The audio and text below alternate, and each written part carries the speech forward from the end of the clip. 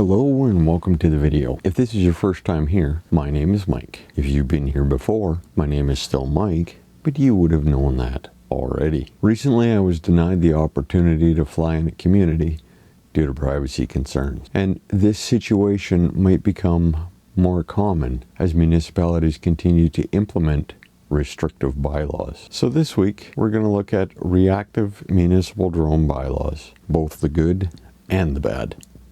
With over 6 years of legal flying experience, I've created this video to address the growing issue of reactive drone bylaws and their potential impact on our ability to operate freely. These new regulations often mirror federal laws and add local requirements that can create significant barriers for responsible drone operators. Some communities like Drumheller, Calgary, and Edmonton have made their bylaws so restrictive that unless you're going to be making money from flying, it is almost pointless to take off with more than a sub 250 gram drone.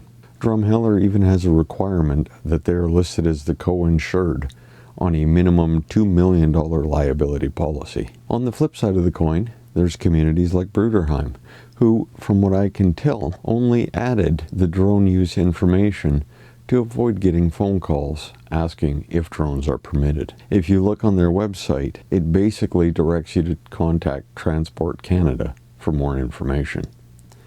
But why does this matter at all? Well, drones with thermal imaging capabilities play a critical role in various applications, from search and rescue operations to firefighting and even business inspections. Restrictive bylaws could force inspectors to use more dangerous methods, like climbing onto roofs, potentially putting their safety at risk. While privacy concerns are valid, it is important to note that there is generally less expectation of privacy in public spaces. Responsible drone pilots strive to respect privacy and avoid capturing identifiable images when it is not necessary. Also, infringing on someone's expectation of privacy is a provincial or federal jurisdiction, not municipal. If a municipality feels a need to implement drone bylaws, and I don't think they need to, because Transport Canada already has a robust set of rules in place to keep everyone safe. But if a municipality still does insist on creating a drone bylaw, I think it should be worded something similar to this. Remotely piloted aircraft, including drones and RC aircraft, are permitted to be used in public parks and municipally owned lands, provided they are following all Transport Canada regulations and not unreasonably infringing on other members of the public in the area. For more detailed information on drone regulations and best practices, I recommend contacting the Drone Pilots Association of Canada, which collaborates closely with Transport Canada.